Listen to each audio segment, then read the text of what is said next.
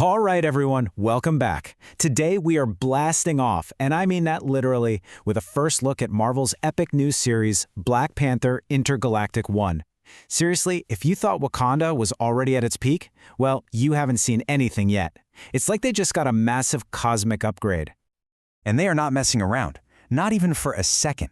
The official summary hits you right away with this. Wakanda is no longer just a kingdom, it's a full-blown empire. And here's the kicker. Its emperor is missing. Just like that, in one sentence, we have this massive mystery and the stakes are just through the roof. So, okay, let's really dig into this central conflict because this is so much more than just a political problem back home. We're talking about a desperate fight for survival, and it starts in the most shocking way you can think of. The whole story, I mean, the entire thing, it all hangs on this one single, terrifying moment. It all begins with T'Challa himself, right? The guy who is the foundation of this brand new empire. And listen to this. He didn't just wander off. He's not on some secret mission. No, the word they use is stolen. Just taken, snatched right from his throne, away from his people. The fallout from this single act, that's what's going to fuel this entire series. It's huge.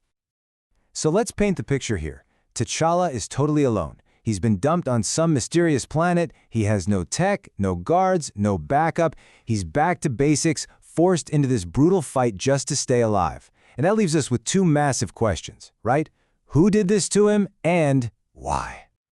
Now, while T'Challa is out there, fighting for his life in who knows what corner of space, you gotta wonder, what's going on back home? Because his absence, that creates a huge power vacuum, one that could literally rip the entire Wakandan empire in two. And here's what's really interesting. This reveals that T'Challa was already dealing with a massive headache before he got kidnapped. He was apparently in the middle of trying to unite two very, very different parts of his new empire. And this really shows you just how big of a challenge we're talking about. I mean, think about it. On one side, you've got the Wakanda we all know and love, this super advanced kingdom on Earth. But on the other, you have this brand new sprawling empire out in the stars. Trying to rule just one of those would be tough. Juggling both at the same time, that's a whole other level of difficult. And of course, it wouldn't be a Black Panther story without the one and only Shuri, right?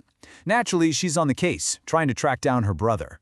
But here's the problem. While she's totally focused on this rescue mission, who's watching the throne? It's left wide open. And that's really dangerous. So who are the brilliant minds behind this massive new take on Wakanda? Let's take a quick look at the creative team that's been tasked with this epic cosmic journey.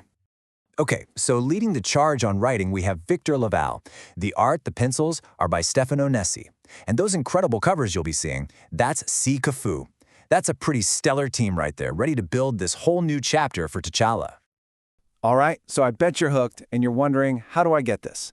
Well, look no further. Here's all the key info you're going to need to grab this comic the second it comes out. First things first, the important details.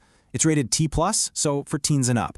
And for all you collectors out there, the FOC date, that's the final order cutoff, is November 10th, 2025. Make a note of that one. And what are you getting inside? A solid 28 pages of story. And it sounds like it's going to be packed from cover to cover with intergalactic action and all that juicy political drama. So, the big day you need to mark down on your calendar is December 17th, 2025. That is the day Black Panther Intergalactic #1 officially drops in stores. And this is the question they leave us with, the one that's going to haunt us until we can read it. With the king fighting to survive and the princess distracted trying to save him, that throne is completely vulnerable. The story is basically shouting at us that somebody is about to make a move. The only question is, who? And what on earth is that going to mean for the future of the entire Wakandan Empire? I guess we're all going to have to read to find out.